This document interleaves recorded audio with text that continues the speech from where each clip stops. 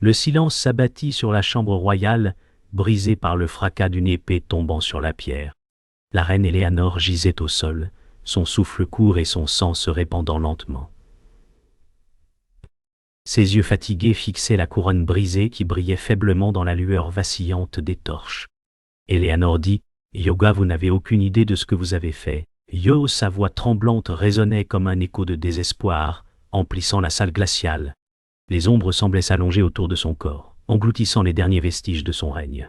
Elle leva une main tremblante, cherchant à saisir la couronne désormais hors de portée. Sa douleur était autant physique qu'émotionnelle, chaque battement de son cœur rappelant la trahison qu'il avait détruite. La pièce, autrefois éclatante de gloire royale, était désormais un tombeau silencieux. La reine Éléanore s'éteignit dans un dernier souffle, et avec elle, l'espoir fragile d'un royaume déjà condamné. Les couloirs du palais résonnaient d'un silence pesant. Le narrateur expliqua que la mort d'Éléanore n'était pas seulement celle d'une reine, mais la fin d'un symbole. Ses pas résonnaient jadis avec assurance, mais désormais ils étaient remplacés par des murmures de peur et de doute. Les nobles se cachaient derrière des visages figés, craignant que la malédiction ne les atteigne à leur tour. Dans l'ombre, Lady Morgana observait avec un sourire glacé, savourant la chute de sa sœur. Elle dit « Ego, le royaume n'était jamais destiné à être sien. » Yo, sa voix était comme un couteau traversant la nuit. L'héritier, encore jeune, restait à genoux devant le corps de sa mère, incapable de comprendre la cruauté du destin. Ses yeux se remplirent de larmes, et son cœur d'enfant se serra de douleur. Le royaume entier, autrefois florissant, sombrait dans une obscurité irréversible. La rumeur de la mort d'Éléanore se répandit comme un feu incontrôlable. Les serviteurs chuchotaient dans les cuisines, les gardes échangeaient des regards troublés, et le peuple attendait, suspendu entre peur et colère. Le narrateur expliqua que chaque recoin du royaume résonnait désormais d'une seule question. Qui avait trahi la reine? Dans une salle reculée, le conseiller Richard observa le chaos naissant point. Il dit « Oga, le royaume chancelle, mais nous devons guider l'héritier. » Yo, ces paroles lourdes, résonnaient d'un sens du devoir brisé. Le fantôme du roi défunt semblait hanter les murs, rappelant que la lignée royale avait toujours été marquée par le sang. Chaque pierre, chaque tapis, semblait chuchoter la malédiction. Le jeune héritier ne pouvait détourner ses pensées de la dernière image de sa mère Printemps. Son cœur battait entre rage et désespoir. Il dit « Ogo, pourquoi m'as-tu laissé seul ?» Yo, sa voix tremblait, emplie de douleur. Le narrateur expliqua que le poids du trône tombait sur ses épaules, trop fragiles. Lady Morgana, cachée dans les ombres, observait son effondrement. Elle dit « Ego, un roi faible ne tiendra jamais face à la tempête. » Yo, chaque mot glacial amplifiait la fissure dans son âme. Le jeune héritier leva les yeux vers la couronne brisée, incapable de décider si elle était un symbole de son destin ou une malédiction éternelle. Alors que la nuit s'épaississait, les murs du palais semblaient se refermer. Le narrateur expliqua que la mort d'Éléanore n'était que la première pierre d'un édifice de trahison. Le sujet loyal, Guillaume, serra les poings en silence. Il dit « Aouga, je jure de protéger le jeune roi. » Yo, sa voix tremblait, mais sa détermination brillait. Dans un couloir désert, le traître cachait son sourire derrière une façade de chagrin. Ses yeux sombres reflétaient déjà les flammes de l'ambition. La malédiction du trône grandissait, invisible mais inévitable, prête à consumer chaque âme qui s'en approcherait. Ainsi commença le règne de l'ombre. Le narrateur expliqua que le royaume se souvenait encore du jour où Éléanore avait été couronnée. Le peuple avait acclamé son nom comme une promesse de justice. Pourtant, derrière ses yeux verts, brillait une lutte intérieure. Elle dit « Ego, j'ai payé ce trône avec mon sang. » Yo, ces paroles n'étaient pas un triomphe, mais un aveu de sacrifice. Les nobles, ornés d'or et de velours, avaient applaudi sans comprendre le poids porté par leur reine. Chaque sourire dissimulait une inquiétude. Le fantôme du roi défunt semblait planer, rappelant que ce couronnement n'était pas une victoire, mais un échange cruel. L'héritier, encore enfant, observait cette scène avec des yeux innocents, sans savoir qu'il deviendrait l'héritier d'une malédiction. L'écho des cloches résonnait dans la capitale, mais au cœur de la reine, le son n'était qu'un avertissement. Éléanore se souvenait de son enfance marquée par la peur. Le narrateur raconta qu'elle n'avait pas grandi entourée de douceur, mais d'épée et de complot. Son frère avait péri lors d'une embuscade, et son sourire s'était effacé à jamais. Elle dit, Ogo, le destin n'offre rien, il arrache tout. Yo, dans un jardin d'hiver, elle observait les roses rouges, symbole du sang versé. Le conseiller Richard tenta de la consoler, mais ses yeux portaient déjà la marque d'un avenir sombre. Les murs du château semblaient rétrécir, emplis d'échos de cris oubliés. Chaque instant de son passé forgeait une reine qui ne pouvait plus croire à la paix. Le narrateur expliqua que l'ascension d'Éléanore avait exigé une cruauté qu'elle n'avait jamais souhaitée. Les seigneurs du Nord refusaient son autorité, et elle avait dû écraser la rébellion d'une main de fer. Dans la salle du trône, elle avait prononcé son serment avec une voix glaciale. Éléanore dit, « Ego, que ceux qui me défient connaissent le feu. » Ses yeux reflétaient autant de douleur que de détermination. Derrière elle, Lady Morgana observait, silencieuse, mais déjà ses pensées s'enflammaient d'ambition. Chaque victoire d'Éléanore devenait une blessure pour sa sœur. Le peuple se taisait, partagé entre peur et respect, sans savoir qu'ils assistaient à l'écriture d'une tragédie. La couronne d'Éléanore n'avait jamais été un joyau, mais une chaîne invisible. Le narrateur expliqua qu'elle se réveillait chaque nuit, hantée par des cris lointains. Dans ses rêves, le roi défunt l'accusait de bâtir un royaume sur des cendres. Elle dit, « Ego, les ombres ne me quittent jamais. » Yo, dans sa chambre glaciale, elle observait les flammes vaciller, mais aucune chaleur n'atteignait son cœur. Le jeune héritier, fragile et curieux, s'approcha et demanda pourquoi elle pleurait. Elle sourit, mais ses larmes trahissaient la vérité. Chaque instant de son règne était un combat contre elle-même. Lady Morgana grandissait dans l'ombre, nourrissant une rancune profonde. Le narrateur expliqua qu'elle voyait la couronne non comme un symbole sacré, mais comme une dette impayée. Elle dit, « Ogo, ce trône devrait être mien. » Ses mots glacés se perdirent dans le vent d'hiver. Dans la grande galerie, elle s'entraînait en secret avec une épée, ses gestes précis, ses yeux emplis d'un feu sombre. Ses alliés commençaient à murmurer, enivrés par son charisme. Pendant ce temps, Éléanore, épuisée, ignorait que sa propre sœur préparait déjà sa perte.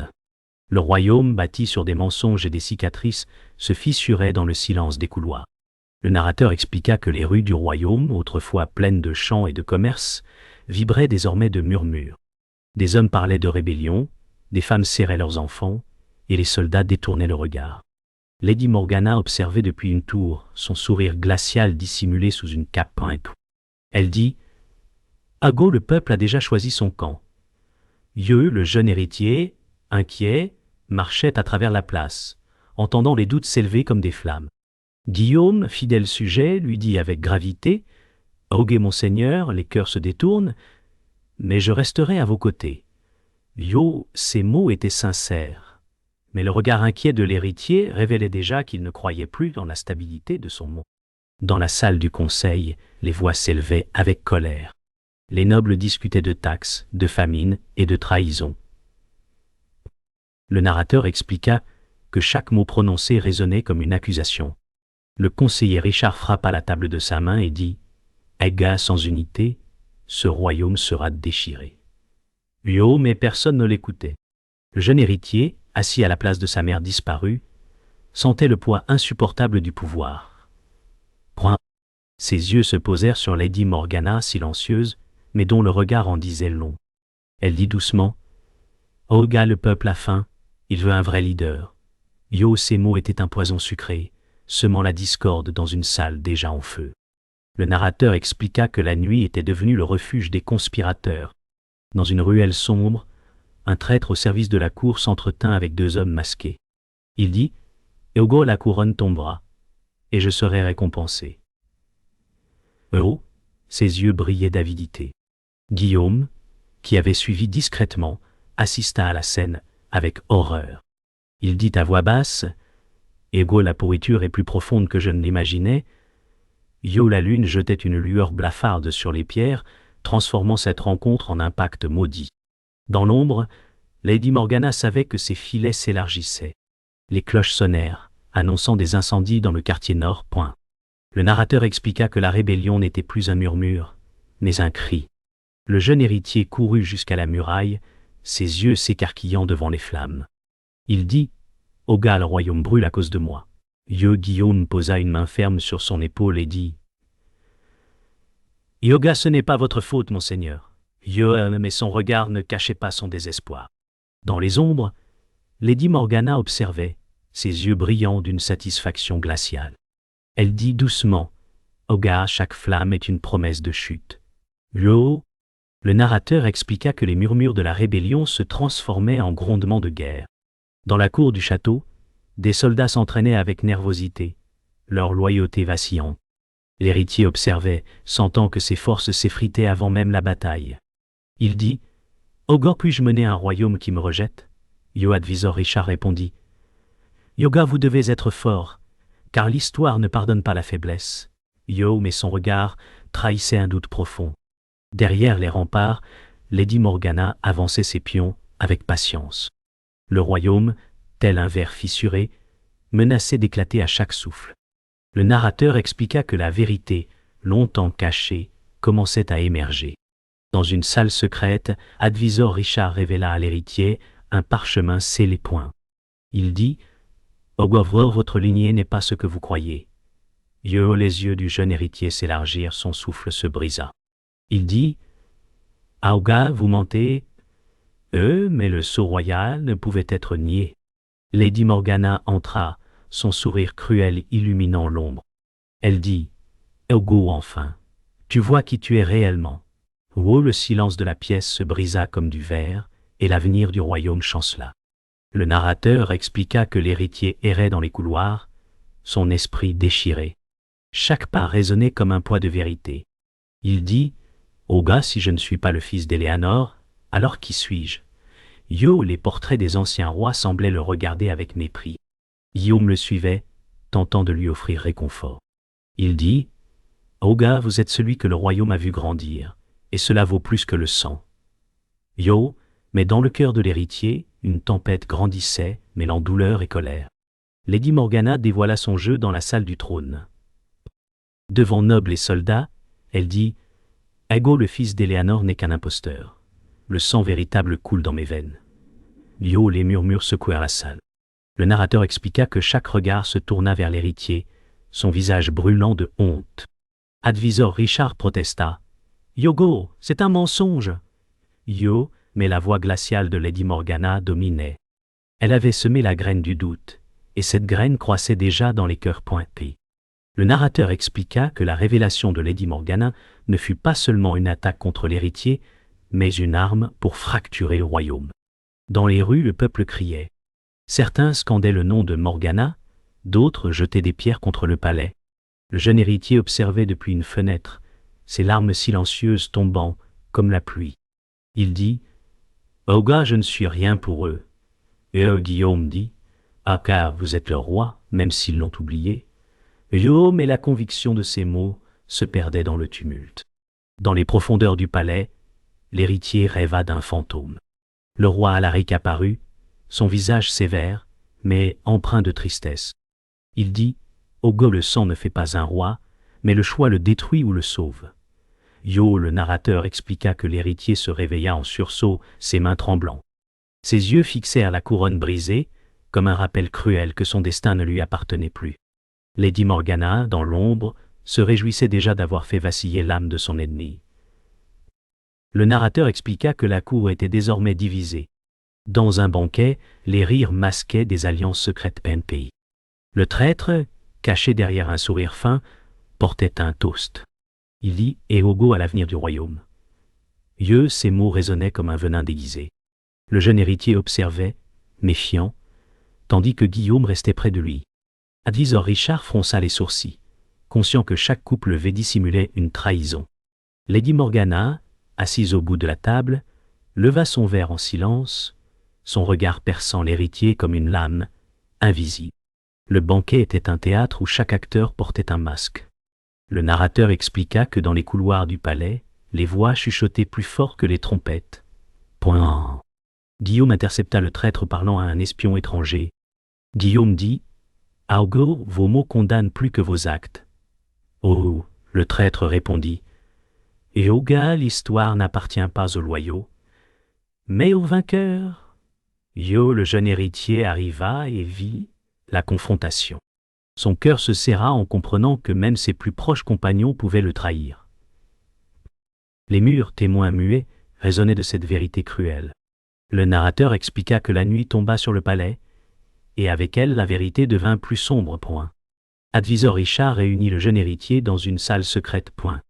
Advisor Richard dit « Yoga, les traîtres ne sont pas seulement dehors. Ils vivent sous ce toit. » Yo, l'héritier, baissa la tête, accablé. Il dit « Aga, comment puis-je régner si je ne peux faire confiance à personne ?» Yo, les flammes vacillantes éclairaient son visage déchiré entre espoir et désespoir. Lady Morgana, cachée dans les ombres derrière une porte entr'ouverte, entendit chaque mot et sourit. Dans la cour, le peuple murmurait déjà le nom de Lady Morgana, comme future reine. Le narrateur expliqua que les murmures étaient plus puissants que les épées. L'héritier sortit pour parler, mais ses mots se perdirent dans le vent. Il dit « Aigobei, je protégerai ce royaume. » Vieux, mais peu l'écoutèrent.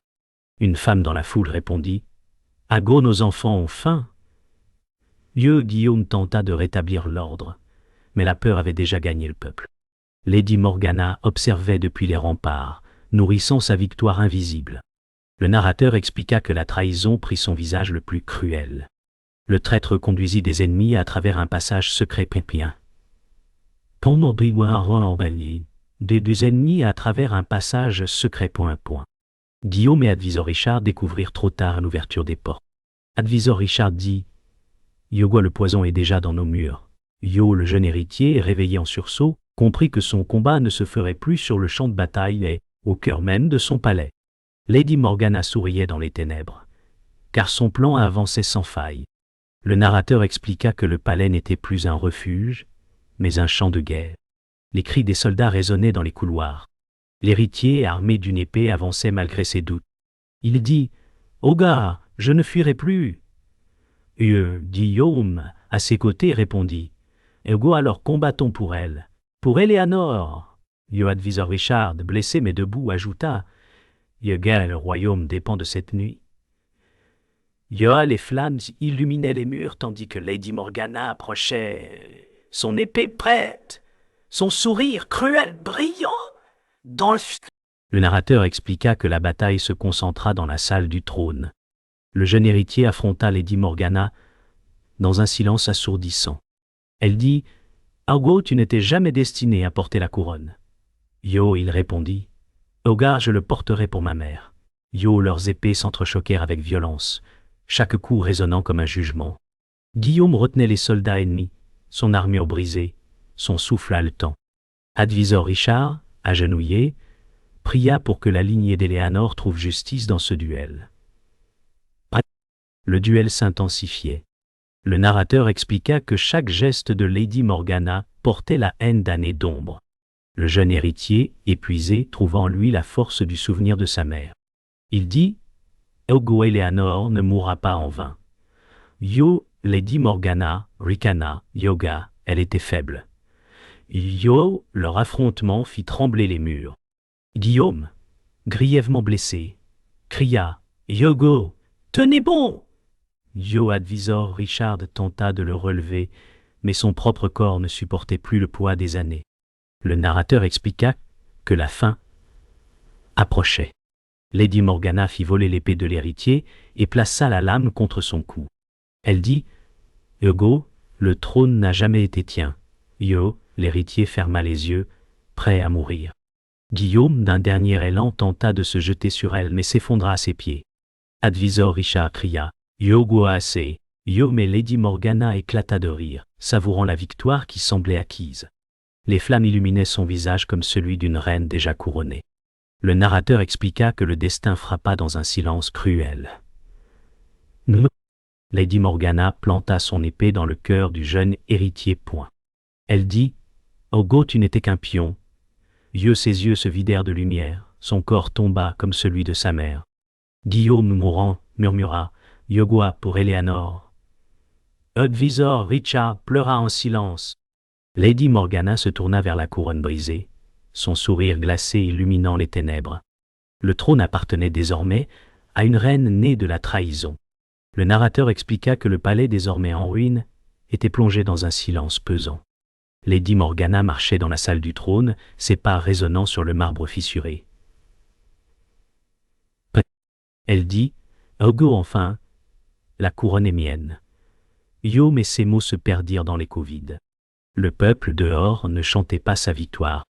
Advisor Richard, à genoux, la regarda avec des yeux pleins de larmes et dit « Eoga, vous n'avez pas gagné, vous avez détruit. » Yo, elle tourna vers lui un regard glacial, incapable de comprendre que son triomphe n'était qu'un vide amer. Le royaume, sans roi véritable, n'était plus qu'un tombeau de gloire. Le narrateur expliqua que le peuple, rassemblé sur la grande place, observait le palais avec des yeux remplis de colère et de désespoir. Des femmes criaient le nom d'Éléanore, des hommes jetaient des pierres contre les murs. Un vieil homme dit « Aïga, nous n'avons plus de reine, seulement une usurpatrice. » Yo, Lady Morgana apparut au balcon, mais son sourire s'effaça quand elle entendit les huées. Elle dit « Eogo, je suis votre souveraine. » Yo, mais ces mots se noyèrent dans le vacarme des protestations. La couronne lourde sur sa tête ne lui apportait que solitude. Le narrateur expliqua que chaque nuit, Lady Morgana était hantée par des ombres. Le fantôme du roi Alaric apparut dans ses rêves, suivi de celui d'Éléanore, Prin. Leur voix résonnait, « Ogo, la trahison consume toujours son maître. » Yo, Lady Morgana se réveilla en sursaut, son front couvert de sueur. Elle dit « Ogo, taisez-vous » Yo, mais le silence de la chambre ne fit qu'accentuer son isolement.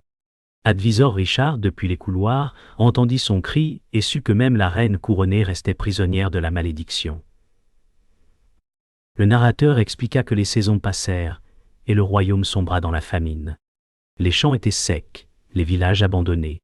Lady Morgana, vêtue de soie, se tenait seule dans la salle du trône vide. Elle dit « Ago, pourquoi ne me suivent-ils pas ?» Yo, sa voix tremblait d'une angoisse qu'elle refusait d'avouer. Advisor Richard, faible et vieilli, lui répondit « Eogo, parce qu'un trône bâti sur le sang ne nourrit jamais le peuple. » Yo, elle détourna le regard, incapable de supporter la vérité. Les murs du palais, jadis témoins de gloire, se couvraient de poussière et de silence. Le narrateur expliqua que la malédiction ne s'acheva pas avec Lady Morgana. Une nuit de pleine lune, une silhouette apparut aux portes du palais. C'était le fils d'une lignée oubliée, porteur d'un sang ancien. Il posa la main sur la couronne brisée, abandonnée au sol. Il dit « Oga, ce n'était jamais censé être ainsi. » Yo, ces mots résonnèrent comme une promesse et une menace. Lady Morgana, depuis son trône, sentit un frisson glacé la parcourir. Le trône royal marqué de sang et de trahison restait une énigme maudite, promise à de nouvelles guerres.